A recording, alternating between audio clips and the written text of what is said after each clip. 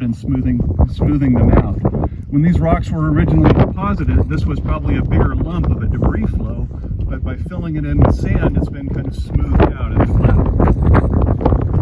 Okay, so I'm just trying to pick a good rock here. One thing to notice, some of these clasts like limestone and dolomite, which are the dominant rock in the Spring Mountains, are really etched. The rainwater is slightly acidic and it dissolves the limestone, and so they have kind of a rough texture to them.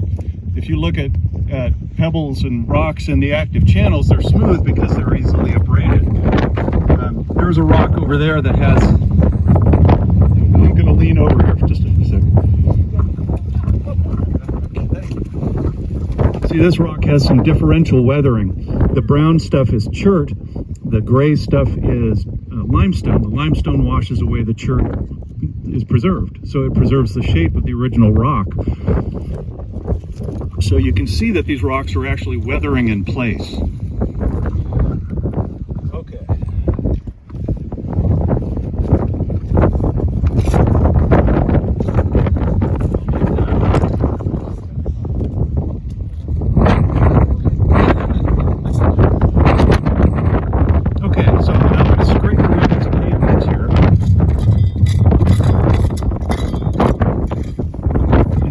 As I do so, I'm just peeling the rocks off the top. There's all this sand underneath, all those fines, and they're locked in place by this gravel. But when you come in and disturb the surface, you're going to turn all that sand loose.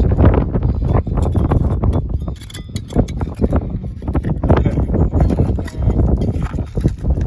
Now, as I break it up here, you might notice these little dirt clods.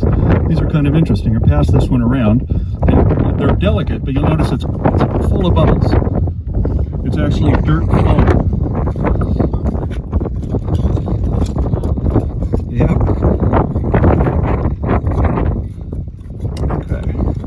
So now I'm down to no pebbles, full 6 centimeters, and I'm still not touching the pebbles. And so there's at least 6 centimeters or 3 inches, 3.5 inches of sand in here that's been trapped underneath this. So there's a big layer of dust and silt under here that's locked in place by this pavement. And this again is stuff that got trapped in here, got washed into the soil by rain, and then it combines together to start to build a soil. Now,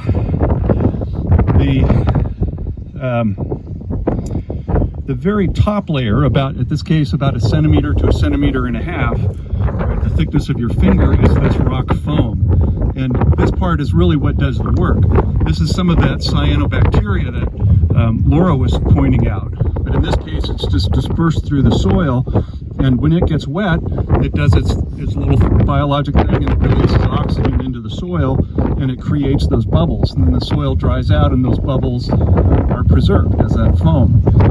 So when you walk on the desert pavement, you feel a little crunch underneath you, you're crushing those bubbles. But they'll form again next time it rains. So a person walking across here doesn't really make too much impact. But if something comes along like a vehicle and breaks down through that crust, then that can be permanent. And so those tracks will stay preserved for a long time. There are desert pavements down in the desert training area that were made in the 1940s when Patton was training troops in the southern Mojave Desert. The tracks are perfectly preserved in these pavements, so they do last for a long time. Let's see. There's something else I was going to mention. But the main thing is that the soil is full of dust. If I were to dig, if I had a shovel and a grad student, we could dig down 3 or 4 feet. But as we dug down, the soil would start to get more resistant because it's cemented by something called caliche, which if you've lived in or spent much time in the Southwest, you've encountered it. That's what happens to the limestone that gets dissolved off these rocks. It gets carried in the soil, right? Big rain comes and it soaks in, and those dissolved minerals get carried down in the soil. But then the sun comes out and the soil warms up and the moisture goes back up, and it leaves those minerals kind of at the bottom of its trajectory. And that builds up into this layer of caliche.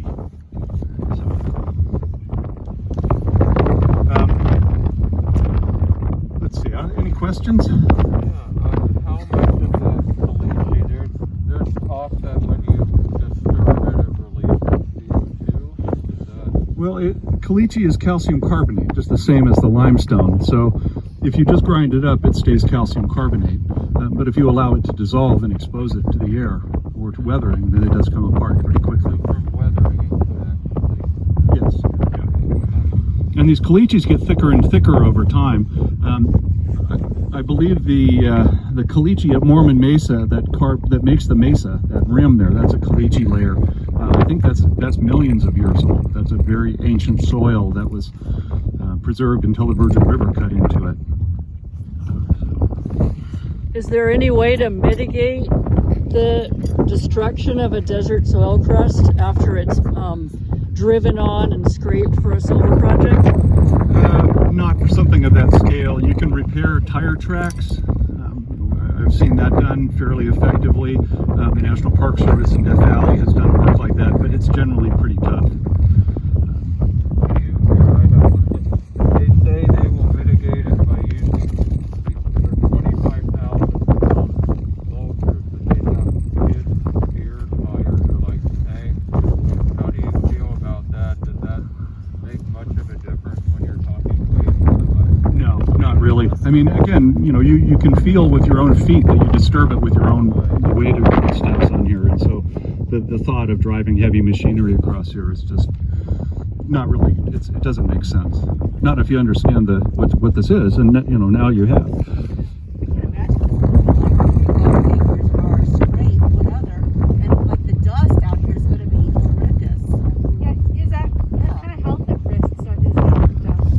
It certainly can be. In a couple of places where this has been documented is, of course, in the Great Valley, soil microbes cause valley fever, and there's every reason to believe that coccidiomyosis could be out here as well. The other thing is sometimes these soils contain soluble minerals, and they found at Owens Lake in Ridgecrest, when they let the lake dry out, some of the salts that came to the surface blew off in the dust and made it to Ridgecrest, and that was dust from primarily calcium sulfate, a mineral called gypsum.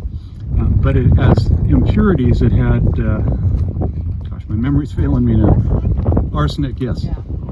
Arsenic was a component, and there was something else, selenium, that occurs, right? So selenium and arsenic both substitute into the calcium sulfate mineral.